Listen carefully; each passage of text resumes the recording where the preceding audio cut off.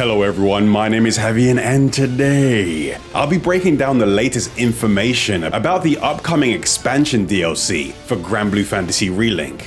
After the initial announcement of the Endless Ragnarok expansion, Cygames hosted their first gameplay showcase that went into some more detail about some of the upcoming upgrades. It was said that due to the overwhelming amount of feedback from players that wanted to keep playing the game, they decided that rather than do smaller updates that added new quests and characters, they wanted to create a large-scale expansion with new characters, new quests, a brand new story, new game modes, and crossplay support. It was also mentioned that Endless Ragnarok will be upgrading the full Relink experience by updating the UI, adjusting game balance, and expanding the quality of life features. It was said that the development team approached this expansion with the mindset of rebuilding Relink from the ground up. Based on what was said by the creative director of the series, I'm assuming that the purpose of this expansion is to add a gameplay loop that has a higher limit of replayability, regardless of whether they continue to support the game with more additional updates.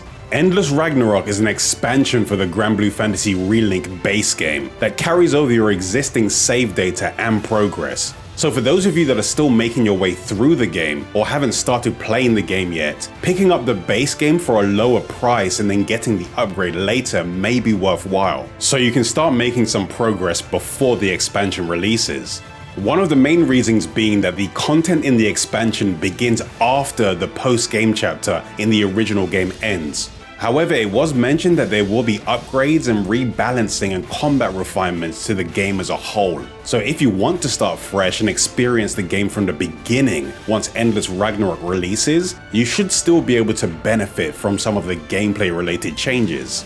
But based on the way things seem at the moment, it's unlikely that these balance changes and system overhauls will be coming to the original Granblue Fantasy Relink without the expansion. And I'm still not sure if players of the base game will be able to play multiplayer with players that have upgraded to the Endless Ragnarok version of the game, due to the gameplay system changes and crossplay. But hopefully they'll clarify this soon if it isn't already listed on the website. Like I mentioned before, it's been said that the new story content begins after the original post-game chapter ends. This time the crew will be up against apocalyptic enemies known as the ragnalia, and also Beelzebub, a character that is framed as a calamity more dangerous than the newly discovered ragnalia. So I assume he will most likely be the final boss, or at least the main antagonist of this new story arc. Before we'll be able to face these enemies, we'll have to overcome a battle against the Eternals, Siofon and Twayen, who are also playable characters in the game. It seems like this battle will act as a test to check if we'll be able to handle the enemies in the new Chaos difficulty tier. The base game also had various difficulty unlock tests to make sure you could handle the higher tier, so this shouldn't come as a surprise, but hopefully it will be a fun fight to experience for the first time. I assume after winning this fight, we'll gain access to the Chaos difficulty tier, which is said to have the most difficult missions in the game. This tier introduces new enemies, new bosses, and new ways for us to enhance our characters. One of the newly announced systems that will assist us in this mode are summons. Based on what was shown, eventually Lyria will decide to support the crew directly and will be able to assist your characters during battles. Over the course of the story, we'll be able to obtain summons that can be equipped to the party. These can then be summoned during combat. Each summon seems to have a different purpose. Some are purely for dealing damage, others can debuff enemies, and others are for supporting the team. Most are said to be freely controllable during the battle, but only last for a limited amount of time, while there are also ones that seem to be more supportive and provide the party with buffs and then they disappear. There are also a few specific primals that will be summoned automatically by Lyria if the party manages to pull off a primal burst, which is a new type of chain burst being introduced into Endless Ragnarok. Based on the menu, each summon has their own summoning cost, which I assume depends on the strength or the effectiveness of the summon. This cost seemed to be hidden on the combat UI during the showcase, so it's unclear how we'll be able to generate this resource needed for summoning. The primal summons shown required 3 charges, while there are others that only required 2. The summons also seem to have rarities, traits, and stat boosts. I am unsure if these traits or stats affect the characters in any way, or if they're specifically for the summons themselves, but based on what I can see, it seems like the higher rarity of the summon, the bigger the trait effect and the stat boost they have, with the legendary cat in the demonstration having the highest stat boosts among the ones shown. So I assume that we may get something like summon crystals as drops during quests, which contain specific summons that we can equip, or we may be able to upgrade the summons into higher tiers to increase their effectiveness. This is all speculation at the moment, but there does seem to be more to this system than they're willing to reveal right now. In addition to summons, one of the new ways we can enhance our characters directly is through the new master trait system. Not much was mentioned about this system, but based on what was said, it seems like a new mastery system unlocks after the chaos tier is available. And this system seems to be an additional mastery system that adds another layer onto the skill tree and the overmastery systems in the base game. It seems like each character will have 3 different mastery styles that they can select and upgrade. I'm not sure if you can only have one style equipped at a time per character, or if you can obtain boosts from each style depending on how far you've upgraded them, but it does seem like each style specializes in a specific aspect of a character.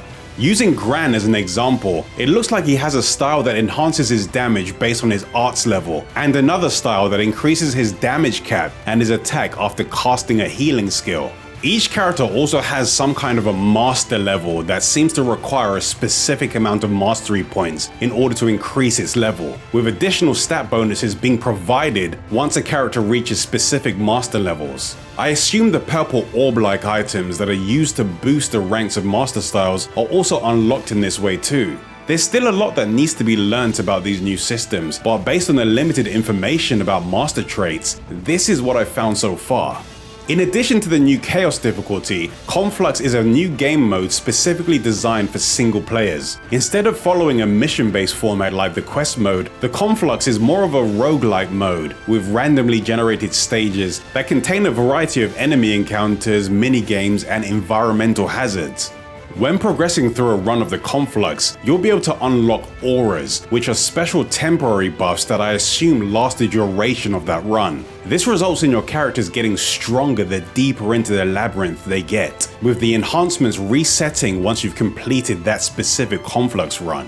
It's been shown that the Conflux is divided into multiple difficulty tiers, with different kinds of rewards being provided depending on the difficulty. Each difficulty has a recommended power level for entry, and the first tier shown has weapon forging materials as rewards, the second tier has sigil upgrade materials, and the third tier has weapon uncap and awakening materials.